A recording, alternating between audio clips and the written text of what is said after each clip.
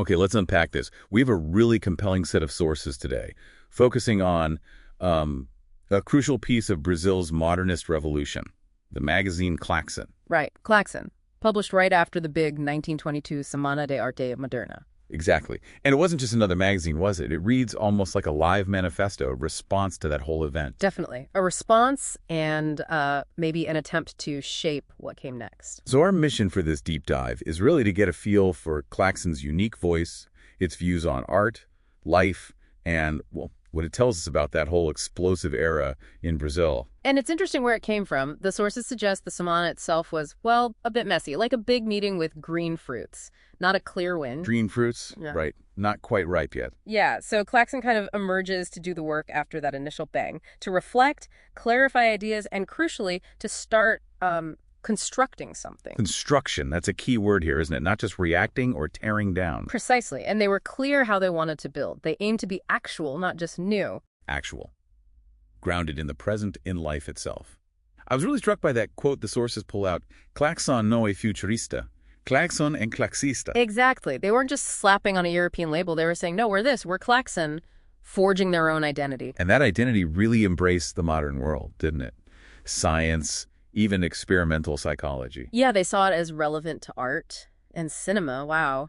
They called it the most representative art form of the time. That comparison they made is fantastic, preferring Pearl White, the action star. To Sarah Bernhardt, the famous stage actress. It was Pearl White for the 20th century speed, reason, sport, life. Bernhardt was the 19th century, tragedy, sentiment. It's such a clear statement about where they thought real living art was happening, getting rid of that 19th century baggage. All the romanticism, the artistic tears, as they called it. They wanted laughter, sincerity. And construction. That analogy is so good. Don't rebuild the old fallen towers. Right. Use the land for sólidos, higiénicos, activos, edificios de cimento armado. Solid, hygienic, proud, reinforced concrete buildings. It's just the perfect image for that forward-looking, modernist drive. Practical, almost. And while they looked outward internationally, they acknowledged humanidad existe, humanity exists. They were still fiercely Brazilian, right, rooted there. Absolutely. The sources mention this alma collectiva, collective soul driving things. But interestingly, they also stressed individual responsibility. So each writer was responsible for their own signed ideas. Exactly. A kind of modern balance between a group mission and individual voice. Okay, so that's the foundation. What about the magazine itself? The sources call it polymorpho, omnipresente, inquieto. Multifaceted, restless, contradictory. And it really was super varied. You get pieces like As Vision de Crichton. It paints this really stark, kind of brutal picture of city life industry. Seeing people like answer worms, that sounds intense. It is. Yeah. But then it ends with this defiant call to action. Think Icarus, but maybe with a better plan. Okay, what else? Well, there's the Pianolatria piece, a sharp cultural critique. Pianolatria. Love the pianos. Sort of an obsession with pianos, specifically in São Paulo. They argued it crowded out everything else, other instruments, orchestras, chamber music. So they contrasted it with Rio's music scene. Yeah, unfavorably for São Paulo. It shows their modernism wasn't just theory. It engaged directly with, everyday Brazilian culture. And their art criticism sounds pretty direct, too. Oh, absolutely. No punches pulled. They discuss different trends, realism, abstraction, mentioning names like Kandinsky, Chagall. But they also tear things down. Definitely. They dismiss what they call genre pompier, that kind of stuffy academic art. And they really lay into one specific sculptor, Herman. His work gets brutally dismissed as outdated. Ouch. But they weren't just critical, were they? There was enthusiasm, too. For sure. Pieces like King Cosmos just buzz with energy about cinema. Chaplin, Tom Mix, they loved it. And the literary reviews push back against older Brazilian styles. Right, that perceived melancholic romanticism.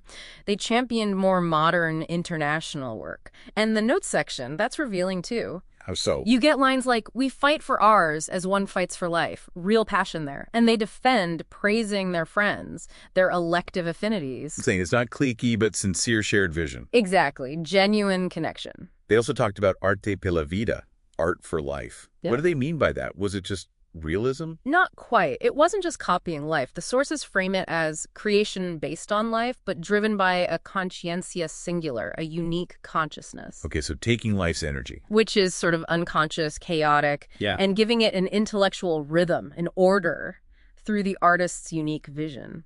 Interesting. So, looking back at Klaxon now, this intense, opinionated magazine from 1922 Brazil, mixing manifestos, critiques, celebrations. What's the big takeaway?